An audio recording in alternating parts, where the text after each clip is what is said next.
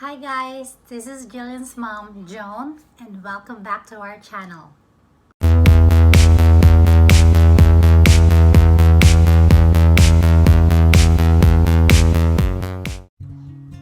The other day, I shared on my Instagram and Facebook story a poll on which video I should do next.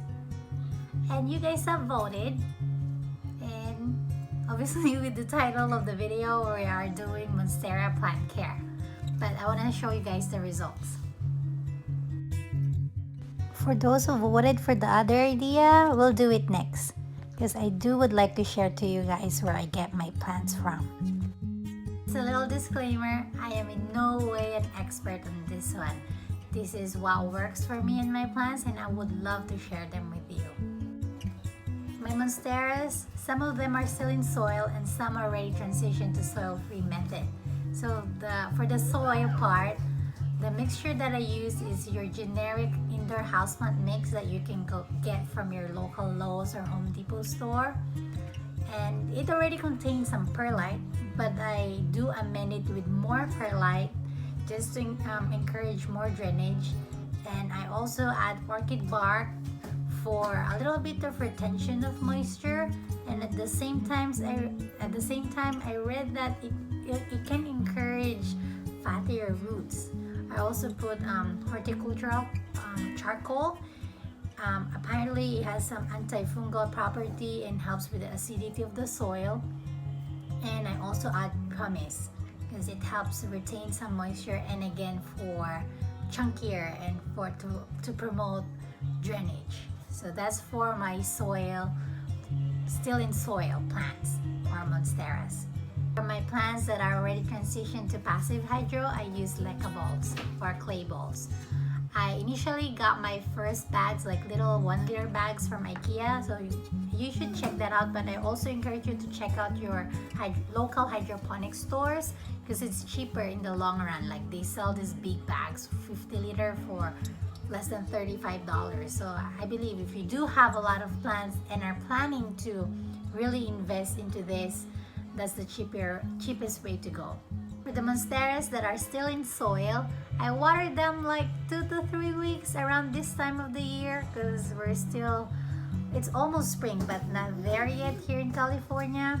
So 2 to 3 weeks seems like what I've been doing now. Before, I would stick my finger in the first 1 to 2 inches to check if it's dry or not, and I even got a moisture meter that helps as well to check. But I feel like it's not really reliable most of the time, so I just actually rely on the plant's leaves. If they look like droopy, then that's when I water them, but I do let them dry first before I water. For the plants that are already in LECA, I just check the reservoir. If there's no water, I put some water in it. And I also do flushing, meaning you put it under the faucet and flush it with water, literally from the word flush. I do that when I see white stuff on the LECA bowls, or those are sediments from the minerals and salts that are in your water or from the nutrient water that you are using. So just flush it out so it doesn't actually be toxic to your plants. So that's how I water my plants in LECA balls. For light, these plants do love bright indirect light. They can also tolerate maybe a little medium light, but bright indirect light is the best.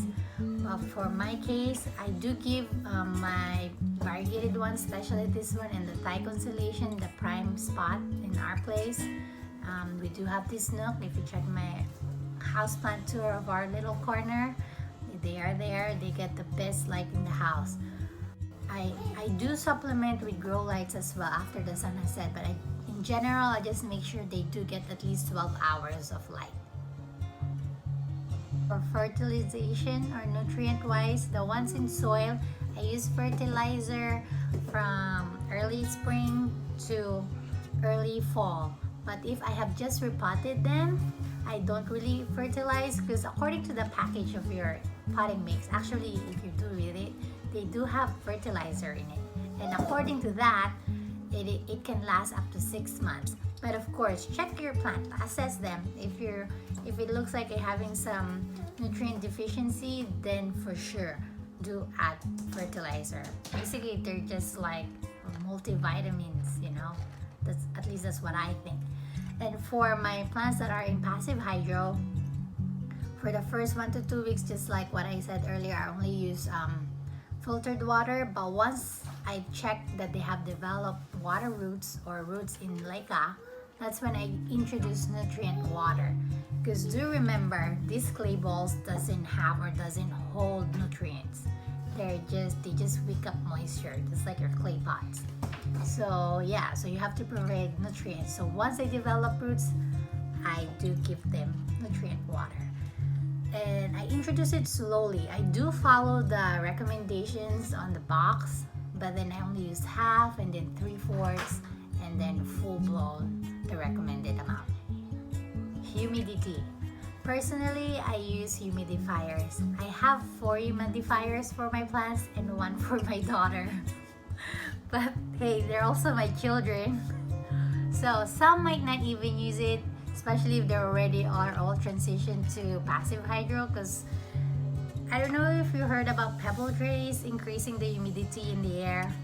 I think it's about the same. Water, then clay balls, humidity in the air. So anyways, so yeah, I like my humidity level in our living room area to go at least up to 50 to 65%. And in our bedroom, it can go as high as 85% because I do have anthuriums there that love humidity.